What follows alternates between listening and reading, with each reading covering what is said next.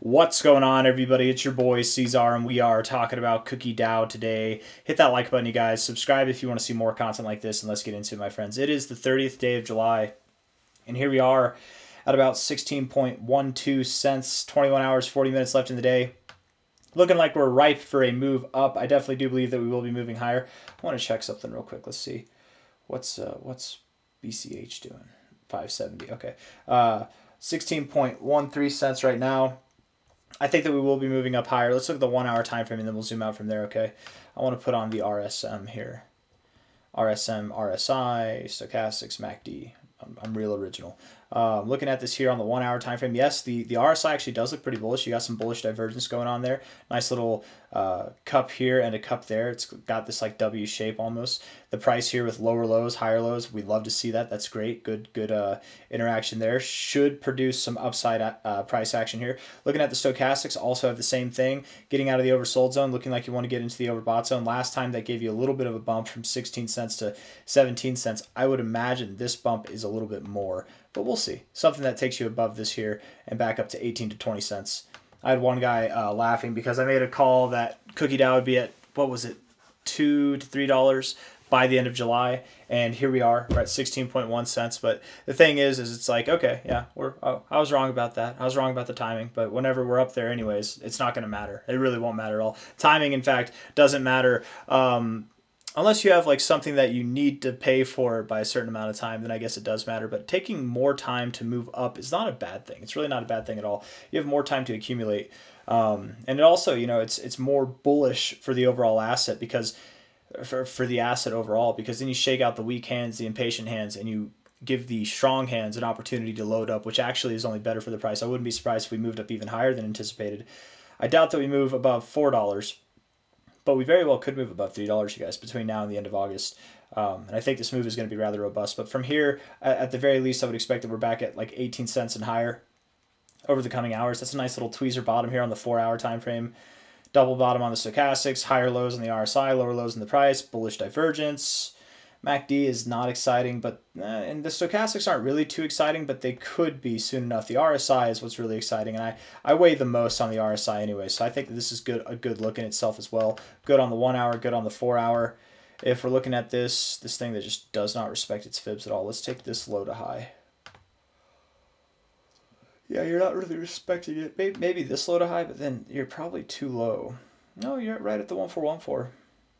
That might be a coincidence, though, because, again, this thing doesn't really respect its fibs too much. I mean, that is a double bottom right there, but you've got the volume, right? You're increasing volume as you're moving down, but you're not really going anywhere. It's like you broke out of this range, but you're not really going anywhere. We'll see if you do. If Cookie keeps going lower, that really could be a problem, but I think where we are now is actually a good area to make a stand and then move up higher. I wouldn't be surprised if we did. Looking at this overall, we've got this kind of W shape forming here, right? And maybe we move up here. Maybe it's a V-shaped recovery, maybe it's a U-shaped recovery. It takes some time, and later in August, that's whenever we start to move up. It's very possible this move up that we were expecting that takes us above $1.65, as high as like $3.90, between $1.65 and there. It's very possible that that move extends into September. Not every altcoin tops off at the same time. Just because Bitcoin tops off in August doesn't mean that you have to top off in August. You could top off later. And typically, when alt season is actually happening, altcoins do top off after Bitcoin. So if Bitcoin,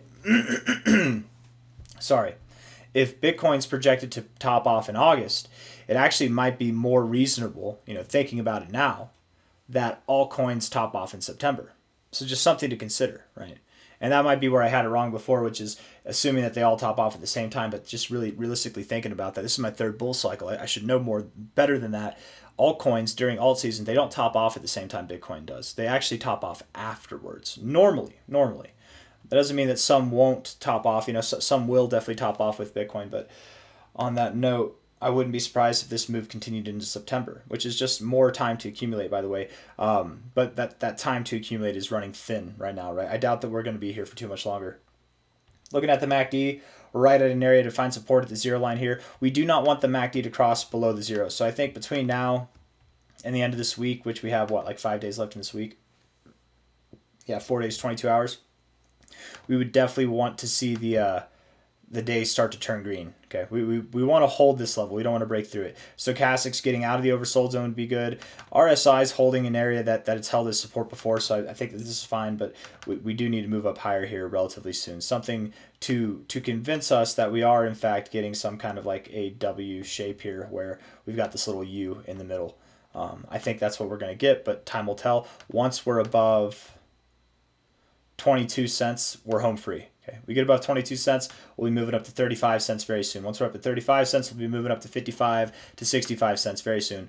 And then once we're there, the only thing that we're thinking about is new all-time highs. And really, if I'm being honest, the only thing I'm thinking about is new all-time highs, man. I think this thing is, from a high to a low, going to do very well.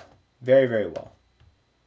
From the current price to the minimum target, that's about a 10x move, right? So $1.65, that's a 10x move. Maximum target would be about a 23x move, 24x move. I'm thinking we stop somewhere around $22. The minimum target's $1.65, maximum is $3.90. The target that I think we'll stop at is about $2.50, and that's about a 15.5x move. That's my expectation personally.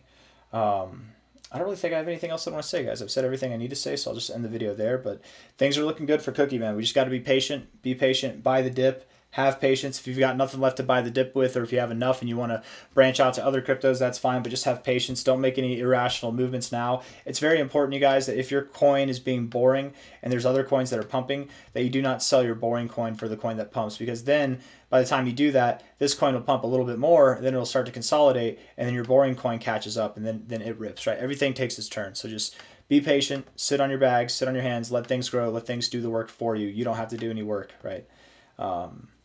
I got nothing else, man. Hit the like button, subscribe. Thank you all for being here. I'll see you on the next one. Take care of yourselves. Bye-bye.